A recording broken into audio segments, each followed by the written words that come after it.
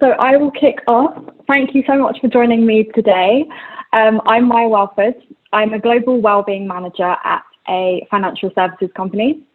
I am the social mobility lead for the LMF network. I'm also an advisory group member for the Early Careers Foundation, and I was a rising star last year for We Are the City. So I'm so happy to be here with you today through We Are the City to bring you the session looking at artificial intelligence and the pay gap.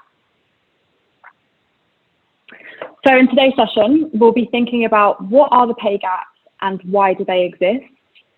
We'll be thinking about bias within AI, and also we'll be exploring perceptions about the impact of AI on the pay gap. And it is going to be a somewhat interactive session, so please feel free to type in the chat and you can ask questions throughout, and I will be opening up the Q&A at the end. When you do have questions, just pop them in the Q&A box. But if you have things to put in the chat when I'm asking questions throughout, then do put those in the chat box. So to set the context, I was recently studying for my master's at Birkbeck University. I was thinking about what to do for my dissertation, and I'm very interested in diversity and inclusion, as well as emerging and evolving technologies. So I decided to look at the impact of artificial intelligence on gender and ethnicity pay gaps. So this is where we get a bit interactive. When you hear pay gaps, what do you think? Do you know what the pay gaps are? Are you unsure?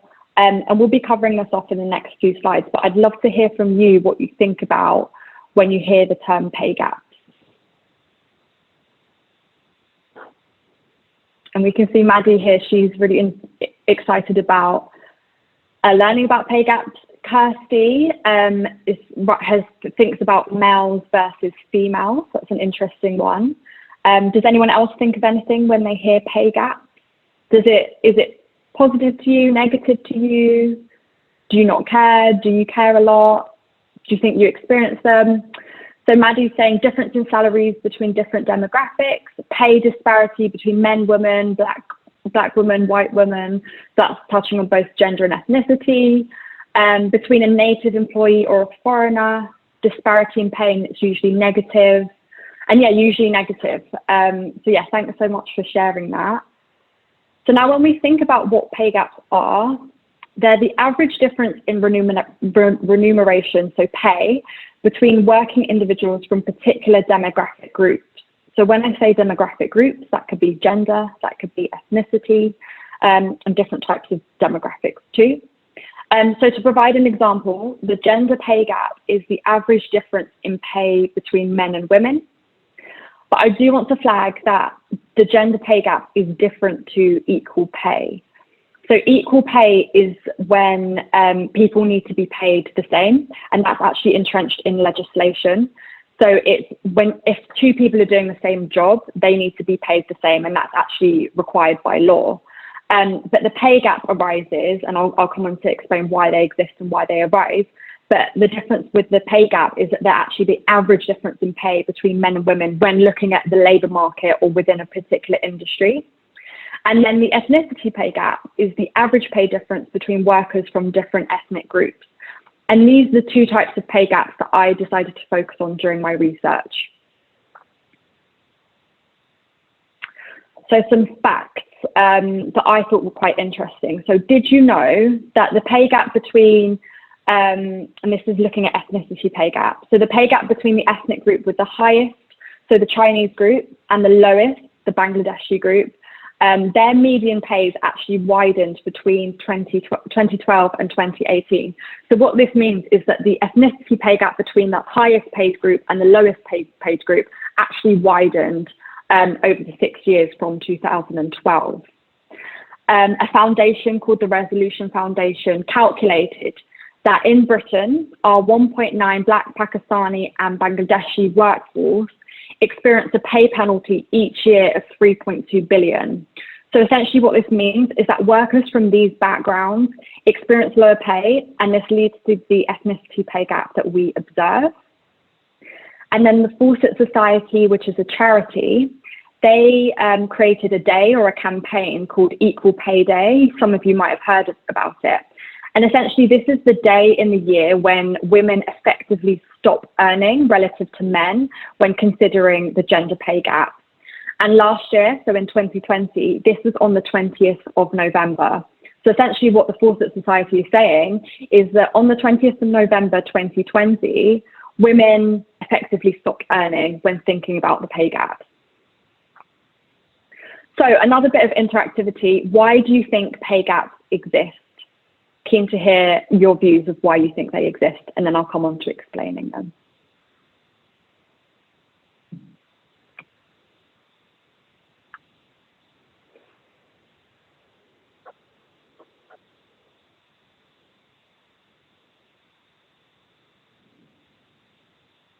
Any thoughts about why pay gaps exist?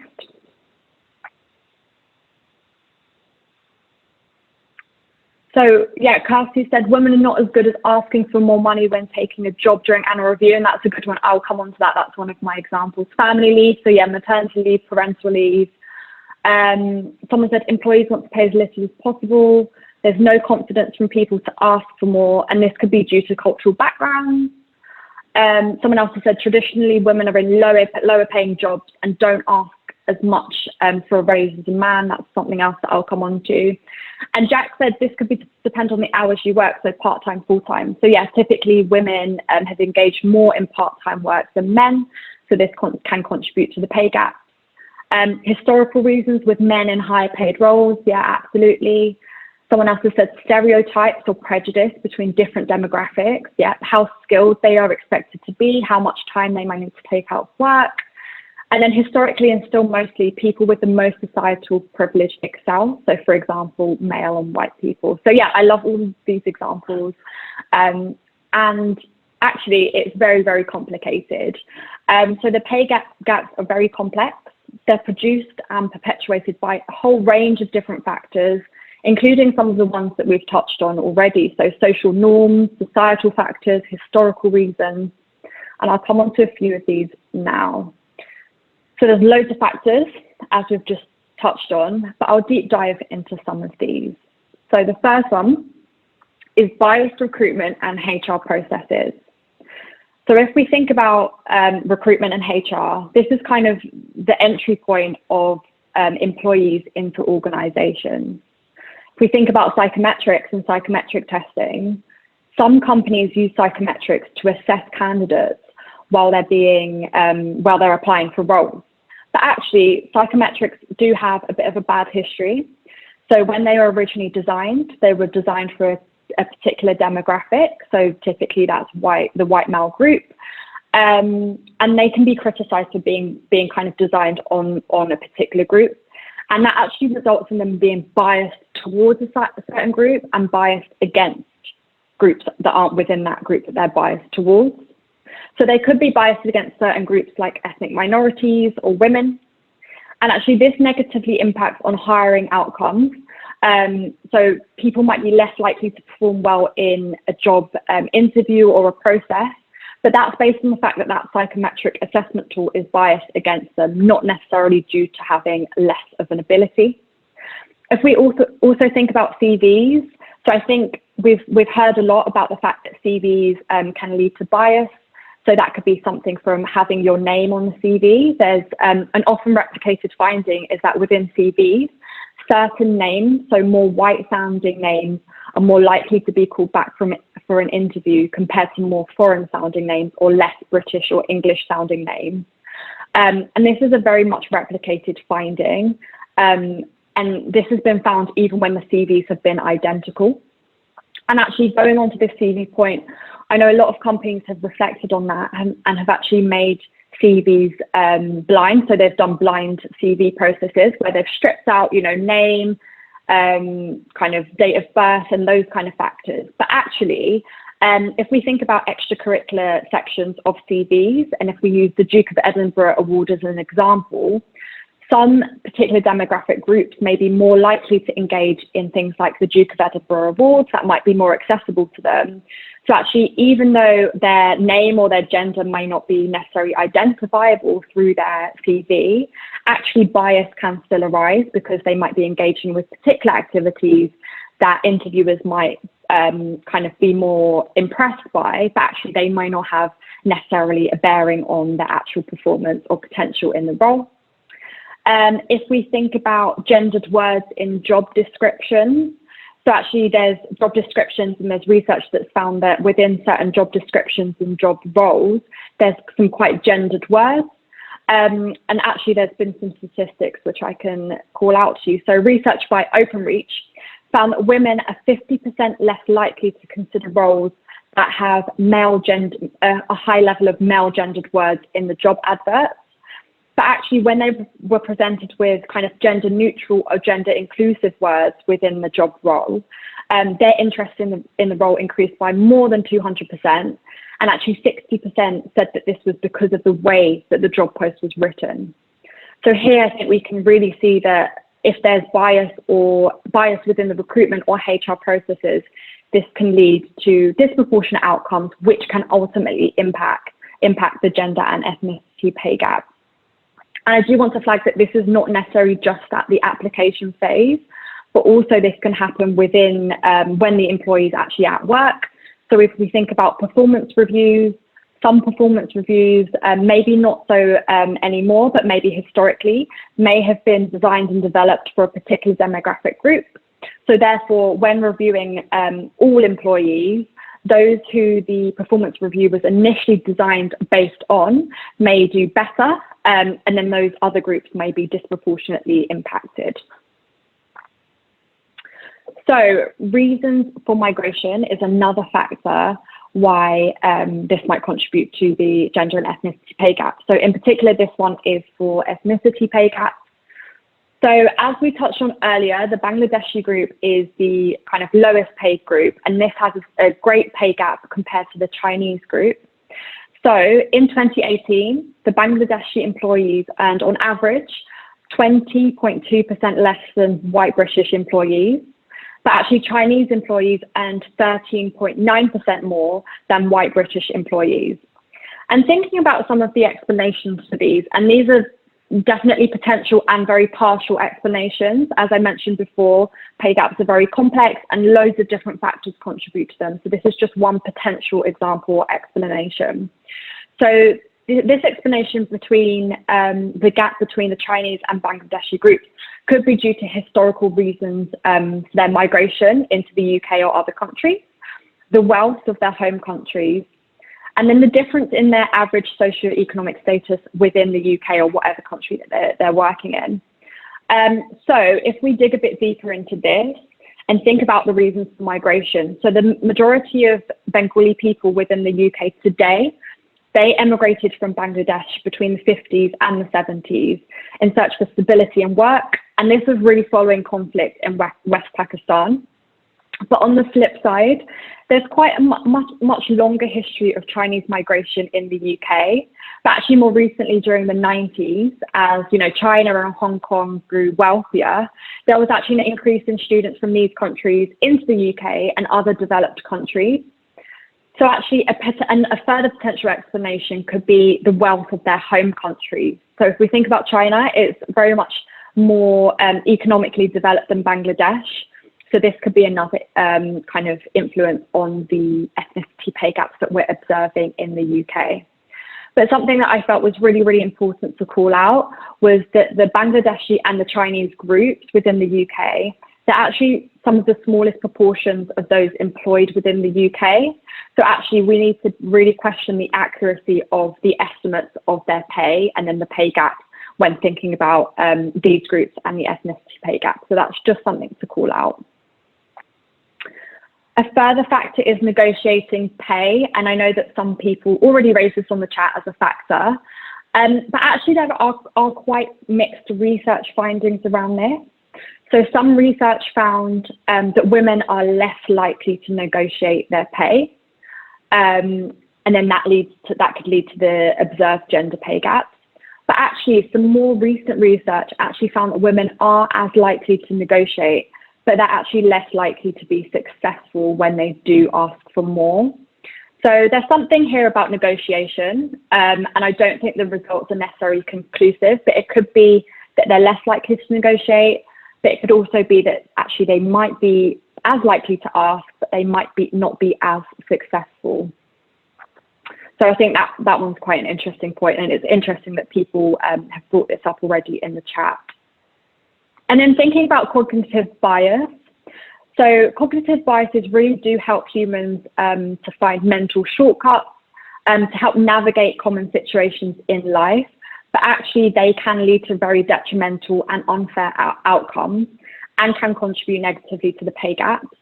So if we think about the affinity bias, this is where we're attracted to people who are like us, and it can be on really trivial things. So I might be might gravitate more towards people with brown hair or to women with brown hair. So if I'm an interviewer with my own biases, I might, due to the affinity bias, perceive someone who looks like me, who sounds like me, who might be from the same place as me. I may view them in a more positive light, and therefore that's influencing my perception of them, and that might have an impact on my decision to hire them or not. And then thinking about the confirmation bias, this is where we look for information and seek information that confirms our either stereotypes or prejudices or views of someone. Again, this can be negative within the interview process, but also all throughout the employee's time at work. So if a manager has particular biases or views about someone based on the color of their skin or their gender, they may interpret that colleague or that employee's behavior based on their prejudgments and interpret their behavioral actions that way in a negative light. So these are some reasons, further reasons of what can contribute to gender and ethnicity pay gaps. But as I said, there's lots of different factors and it's very, very complex. But ultimately, what does this mean? So actually, this results in less women and ethnic minorities in senior positions, and also leads to an overall pay difference between different genders and also between different ethnicities, as we've already observed. So now thinking about how bias within AI arises. So AI is not actually biased itself, but actually humans are, and the data that it learns from can be. So AI learns from data, it learns from the data it's given, it learns from data that's being put into it. So, you know, it learns from that data and it learns from the developers who are creating the algorithms. So this really means that it's so important that the data that we're feeding our AI is of high quality. And also the developers themselves are really challenged in terms of the own biases that they possess, because everyone has bias. I think it's really important to be mindful of that and be aware of the biases that we hold to try and mitigate that. And as you can see on your screens, I've included a screenshot of a really great LinkedIn post that I saw a few months ago. And this is looking at all Kamala Harris's predecessors. And actually, I think it's really powerful because if we built an algorithm based on Kamala Harris's predecessors, we would have never predicted or got the outcome that we did in the recent elections. So I think this is really, really powerful to highlight the importance of thinking about the data that we feed into our algorithms. And ultimately, the thing with data is if it's garbage in, it's garbage out. And this is an often used phrase within the computer science and data science world. But basically, your algorithm or your AI is as good as your data. So if you're feeding your algorithm rubbish, it's going to produce rubbish. If you're feeding your algorithm biased data, it's going to amplify that bias kind of quite a lot. So now another interactive point, AI ethics failures. Can you think of any? I think there's been a lot in the media about where AI has gone wrong or failed. So I'd love to hear from you about whether you know of any or if any come to mind. And I'll take you through a few of them in a few seconds' time.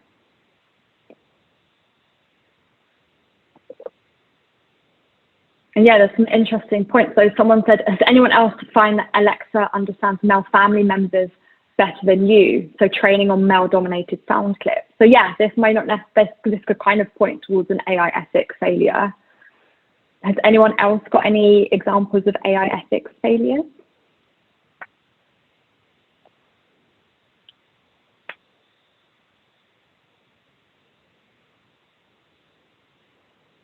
Twitter bots, yeah, and that's definitely one that I will come on to. Facial recognition, yeah, that's really good. Sean, have you got any specific examples of facial recognition stories? I'd love to hear them.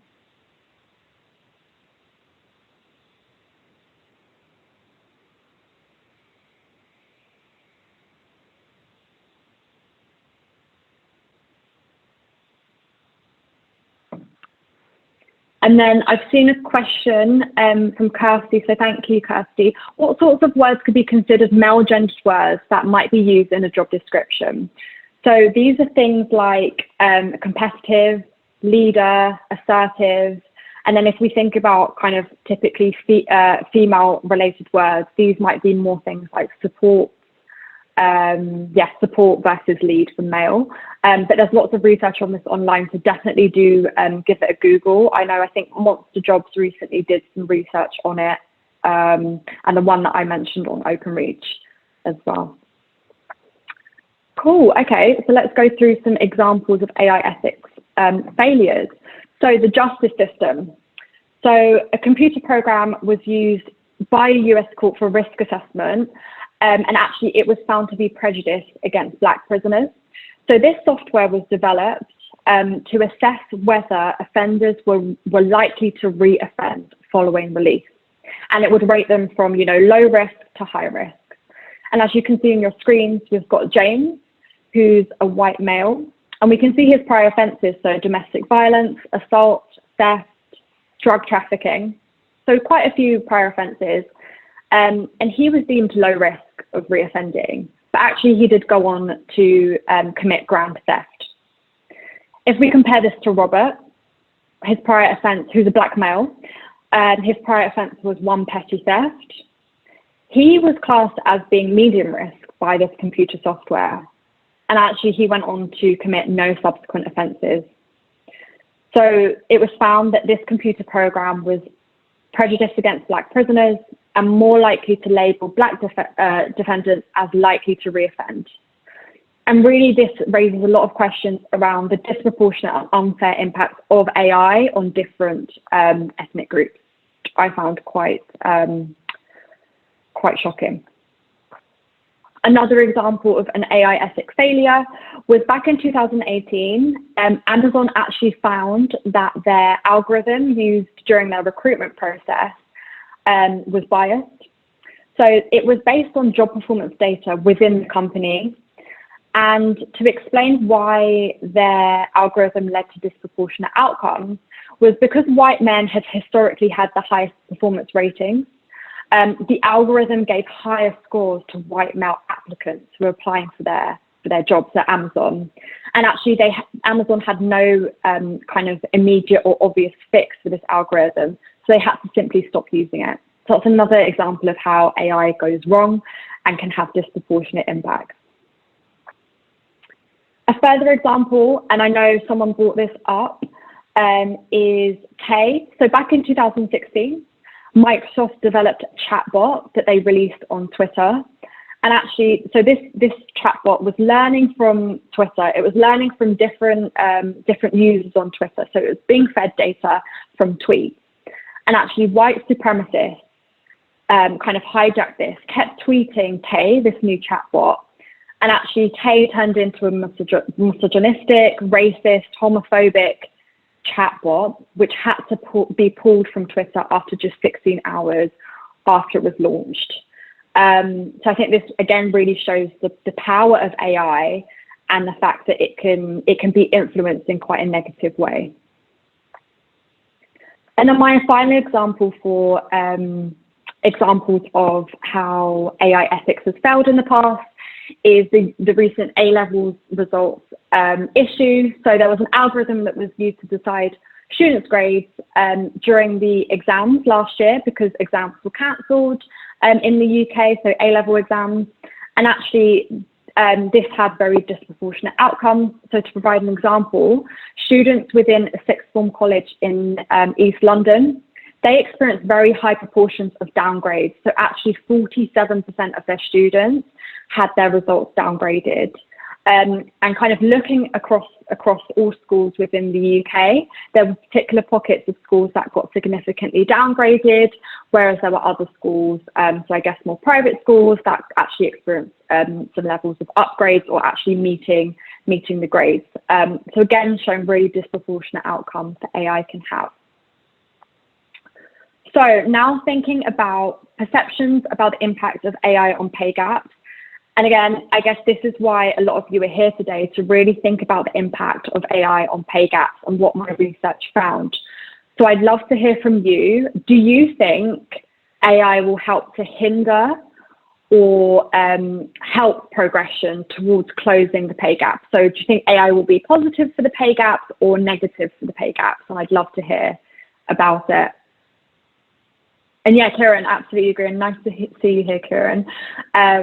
It was bad. A record of STAR students got downgraded based on their background. Exactly. So yeah, some really real examples that we're kind of living through at the moment. But yeah, I'd love to hear from you whether you think AI will have a negative or positive impact on the pay gaps. So yeah, Danielle said, if we can eliminate the bias, then yes, but it will be hard. Someone else has said negative for pay gaps as a gender gap in programming. It should be positive, but it depends on the sample groups and the data being used. Someone else has said it can help depending on the developers, the background and attitude in the world. And someone else has said it has the potential to be both positive and negative, depending on the guiding principles. So this is great. And a lot of this mirrors actually what I'll go through now. But maybe some of it will come as a surprise, I'm not sure, but I'll take you through my findings now. So to set the context, I did an extensive literature review, and this information was basically what I just went through in this first part of my presentation to you today. So that informed my literature review. And then following that, I conducted some research through surveys and through interviews. And I really wanted to explore perceptions about how people thought that AI would either help or hinder progression towards closing the pay gap. So I'll first focus on my surveys, but then I'll focus a lot more on my interview findings. So I surveyed about 80 participants, and these were participants that were just within my network, so I guess the general public. And they had quite a mixed self-reported level of AI knowledge. So actually, a lot of them had some understanding of AI. And then the second largest group was actually those with a little understanding of AI. And then much fewer either worked in AI or had a good understanding of it. So I think it's safe to say that the participants within the survey were a kind of average person who doesn't really work closely with AI, but has some understanding of it. In terms of the ethnicity split of my participants, it was predominantly white, but we did have kind of respondents from other ethnic backgrounds. And then in terms of gender and age, we did have a range of ages. So I was really happy to see that I had one respondent within the 70s to 79-year-old range. We did have more females than males. But still, I guess, quite a split, but definitely more females than males. And potentially this may have had an impact on the findings. So now the survey findings. In general, I found very, very positive views of my respondents about AI. And this was generally within society. So I asked questions about the views of AI within society, and generally this was really, really positive. And also asked about AI within the workplace, and people were, again, very generally positive. And actually, I really found that the threats were outweighed by the benefits of AI. So in a nutshell, with my survey findings, people were generally positive towards AI. But then actually on the flip side, and I'll go on to these results in a bit more detail, my interviewees, who were AI professionals or AI ethicists, so had a very high level of awareness about AI and much more closer to the research going on with AI, actually had slightly more negative perceptions about AI and the impacts on the pay gap. So I'll go on now to explore the findings from that. And I think these findings are most interesting. So I'll spend a bit more time on this before I end and open up for some Q&A.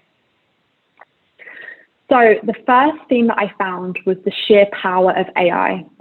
So almost all of my participants really spoke at length about the power of AI, saying that it's strong at detecting and identifying patterns within data.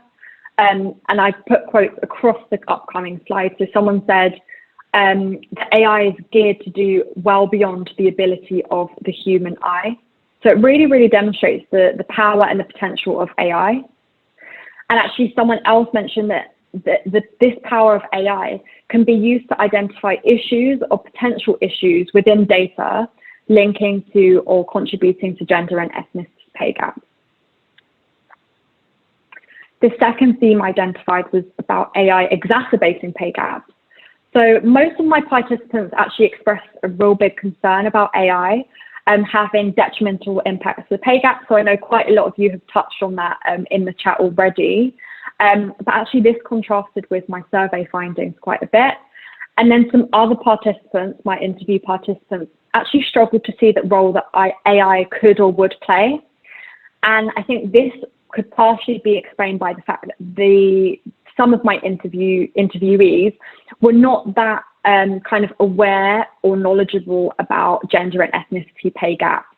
So that could be a potential reason why they struggled to see that link. But now I'm going to go on to explore further factors that really exacerbate the pay gaps that I found within my research. So one of them was the lack of diversity, and I know someone else has touched on that within the chat box. But if we think about AI as an industry or technology as an industry, it's not very diverse. So a lot of my participants expressed a concern about the lack of diversity within those who are designing, developing, and implementing AI. And if we think about people with different experiences, whether that be different genders, different ethnic backgrounds, coming from different socioeconomic backgrounds, when we have diversity, we're really able to provide a different perspective. I think we all know that diversity is so crucial within the workplace. So my participants really touched on this lack of diversity within AI and said that this could be a potential reason for why pay gaps, the gender and ethnicity pay gaps, might be exacerbated due to AI. Thinking about the impact of automation. So AI will definitely create jobs, but actually automation can have disproportionate impacts on particular demographic groups. So if we think about women and ethnic minorities, they or some certain demographic groups may be more likely to work in particular professions, which are more likely to be automated. So those groups will experience job loss at a higher rate.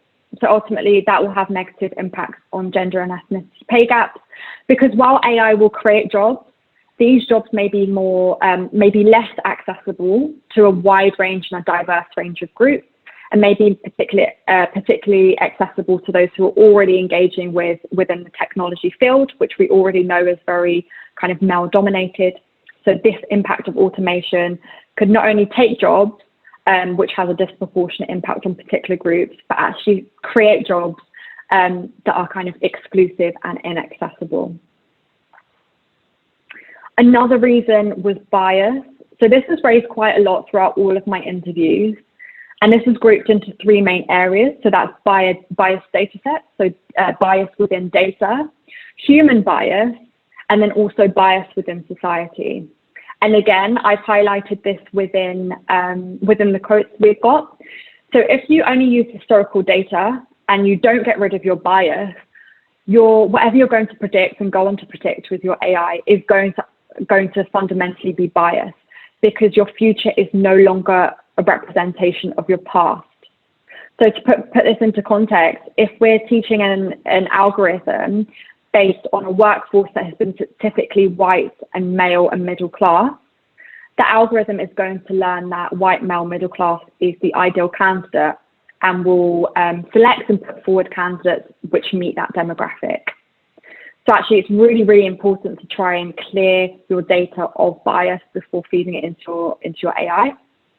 And there's another quote here that I really, really liked, and it talks about, reinforcing, amplifying patterns of inequality and discrimination within society and kind of entrenching these within algorithms.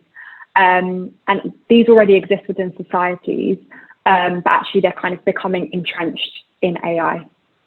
So further reasons of why AI may not really kind of contribute positively to gender and ethnicity pay gaps.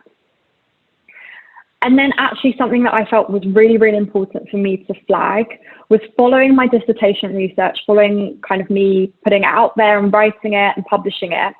I read a recently published book by Ivana Bartoletti. So she works within data privacy and within AI ethics.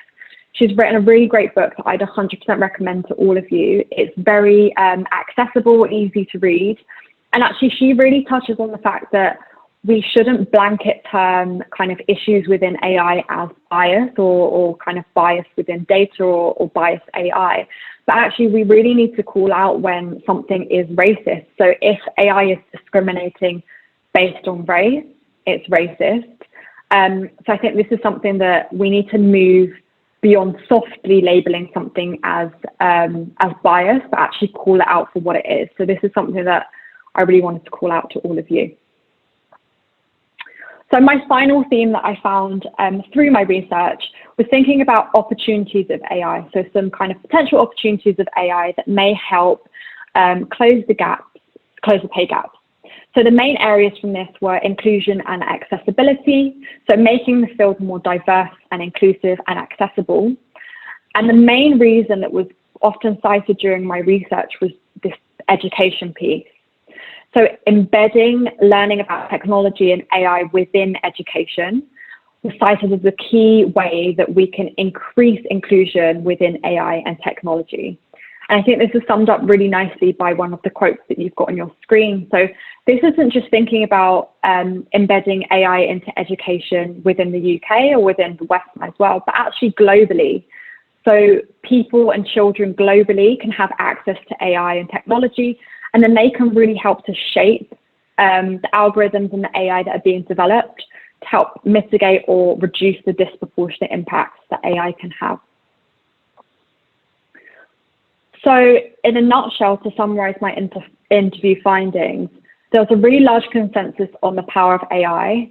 And actually this can be used for extreme bad or harm, or actually this can be harnessed for real good.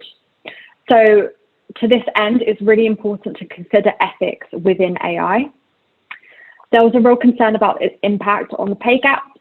So as we've seen, there's been really quite negative examples of where AI has had quite life-threatening impacts. And there was concern about the fact that AI can exacerbate pay gaps and hinder progress towards closing them. And then also we touched on the importance of diversity inclusion. So as we know, AI and technology are male-dominated fields, and they're really, really only accessible to those mostly within westernized countries. This leads to biased algorithms, failures within AI ethics that we're continuing to see.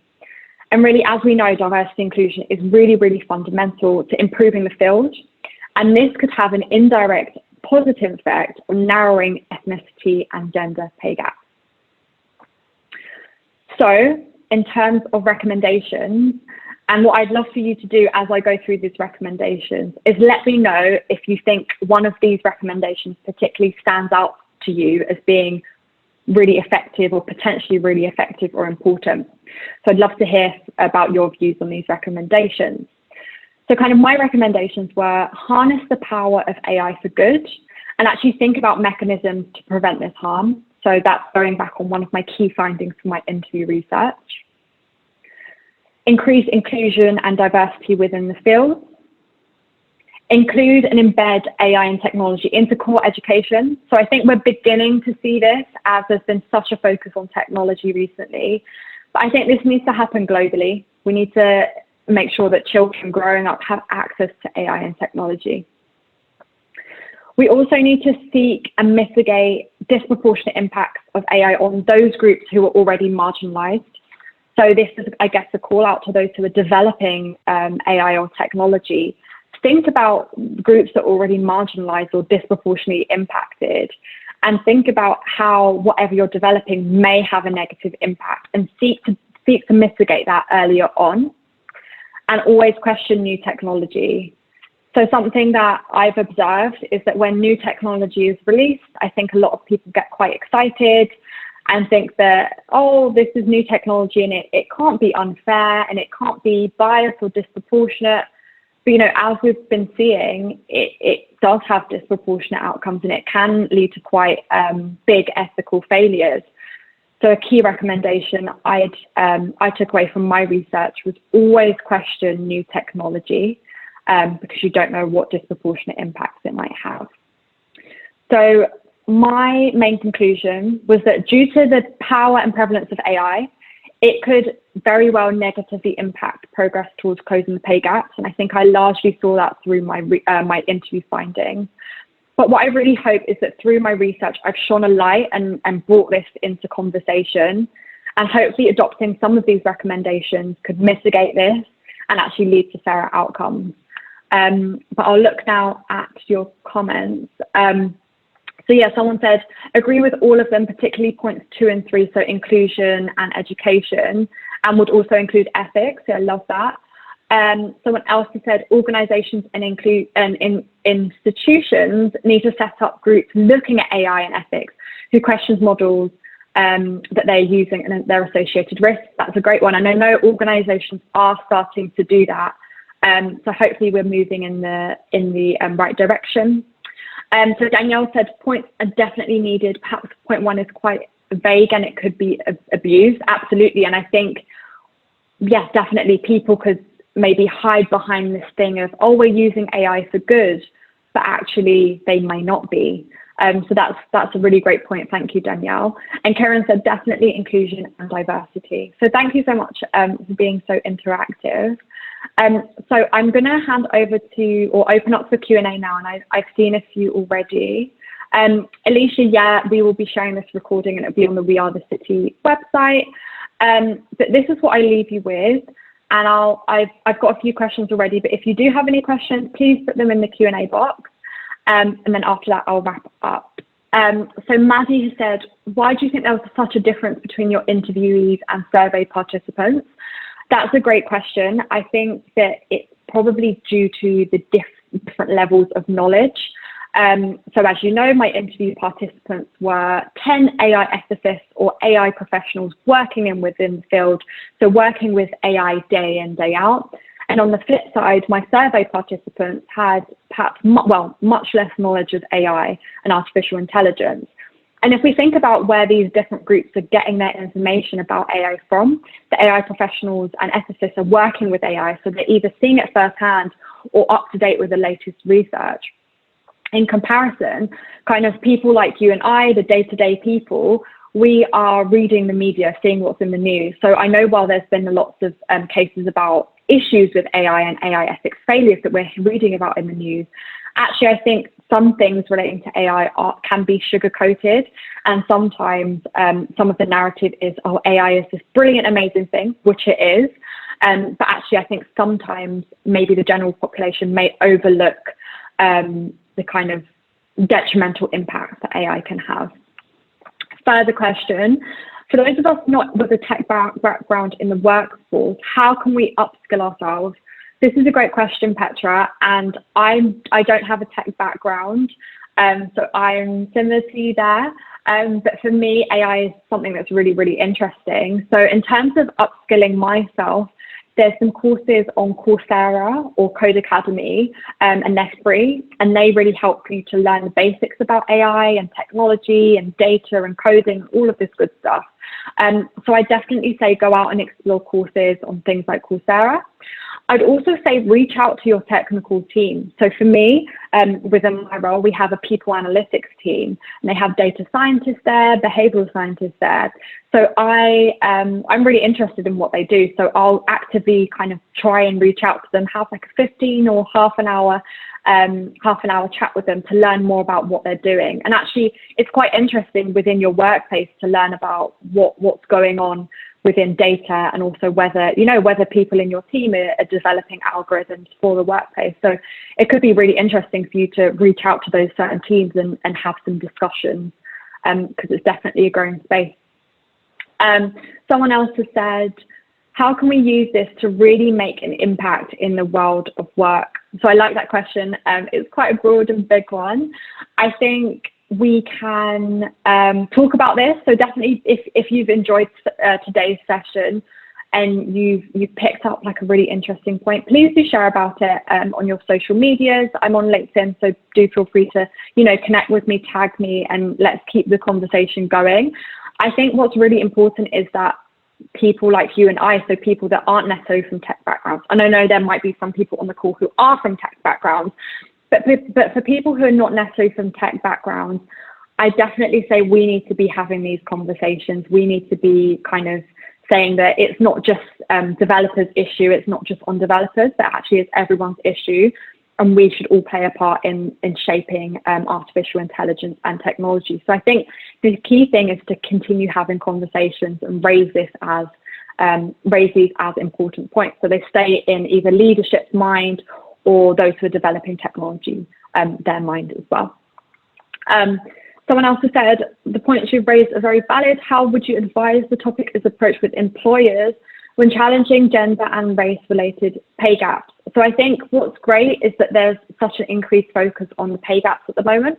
So I know gender pay gap reporting got delayed this year, which is a shame, but there's definitely an increased focus on the pay gaps. And I think what we'll start to see is an increase in focus in ethnicity pay gap, most likely due to kind of world events that we've seen over the past few years.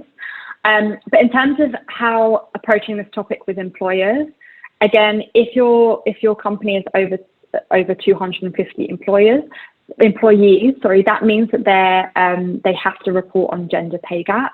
So something that might be interesting for you is to go to your diversity and inclusion team, who will likely be responsible for these pay gap reports or putting these pay gap reports together. And you might want to, again, highlight what was discussed in this. So, you'll have the recording of this, which will go up on We Are the City. Also on my LinkedIn, I've done a series of posts which kind of break down my research into bite-sized chunks. So feel free to, take that and share that with your employers as well. Because, I think it does give a different angle and lens to the pay gap, and one that I guess a lot of employers have not necessarily thought about, the explicit link between AI and pay gaps and outcomes and pay gaps. So I'd say speak with your diversity inclusion team, particularly if your organization's above 250 employees, because the gender pay gaps in particular will definitely be on their radar and their agenda. So there's another question. Following your research, are you continuing to be involved in this space? Great question. Yes, I am.